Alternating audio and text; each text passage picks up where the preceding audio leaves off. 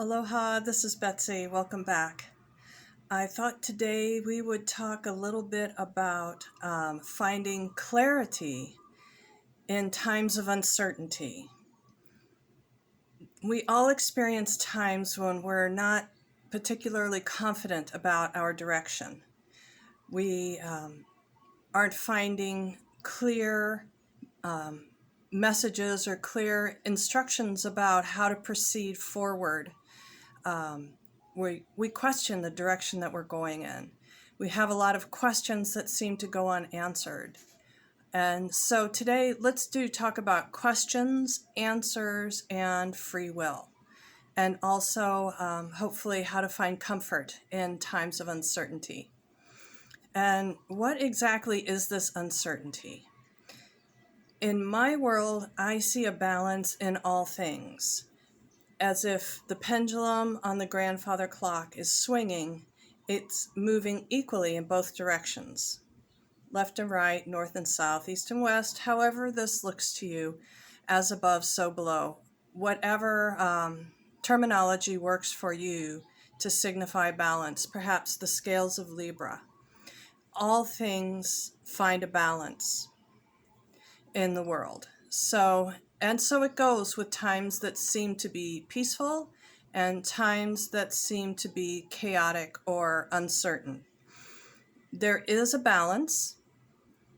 I find oftentimes that what we interpret as chaos or instability is actually the gray area that's somewhere in the center. It's not either pole. It's not to the left. It's not to the right. It's that in-between area, that gray area, when things are happening, but it's a bit like the water moving swiftly underneath a very calm-looking stream. There is movement, but we're not seeing it on the surface. We're not seeing it with our eyes. We're not seeing it manifest in our material world yet. But there are things happening. There's decisions. There's a sorting process going on within you. There's conversations and answers coming from your spiritual team. It's just not matching the question that we're answering at this time. I was fortunate enough to have a teacher who gave me this great way of looking at it. That if you're asking the same question over and over and over again, and you're not receiving an answer, then you're not asking the right question, because the answer already exists. We are merely finding our way to it. And as we look deeper and deeper and deeper into our question, what we're really seeking, what we're really hoping to find, sometimes we rephrase things. Our goals shift and our perspective alters. And that alone, a very simple, seeming tiny shift in perspective, can be all that's required to open the gates for the answers to come flooding into us. When we are in that gray area, that feels a bit chaotic, feels a bit uncomfortable, feels uncertain, and we're not finding our confidence. That, let's call it chaos, just for a simple term. That chaos actually is pulling us out of our axis, the center of our axis. We're starting to swing around with all these different questions that are going through our mind, and we start to spin. I call it the twirl. When myself or a friend has just got a lot going on and the mind is going and the mouth is going 1,000 miles an hour. It is that point when there's no clear goal, no clear intention in your mind, in your heart yet, but all the options and all the different directions where these things could go become very confusing. There's a lot of different outcomes that you can imagine, and there's a lot of different paths that lead to those outcomes. So it clouds our reasoning. Because really, from the other videos, we'll touch on that space of your soul came here to learn specific lessons, and it will find ways to experience those things. So if you have 2 choices, 3 choices, 4 choices that you're stuck on, really, eventually, they're all going to get to the proper lesson. So let's not get too hung up on there's only one possible answer. Simply making any choice, any small step, is the courage required to begin the process of finding your way to your desired outcome. And so let's talk about that, because what you want wants you. What you're seeking is waiting for you to embrace you, and the answer is trying to find its way to you. I encourage you to just try something. Even if it means sitting still, if you're the kind of person that's doing a lot of things all at one time, needing to have your day filled constantly, perhaps it's time to schedule in a 5-minute quiet time, a time of stillness and reflection for yourself. If you're the kind of person that feels paralyzed in the ability to make a move, make a choice, make an action, something as simple as going outside and washing your car.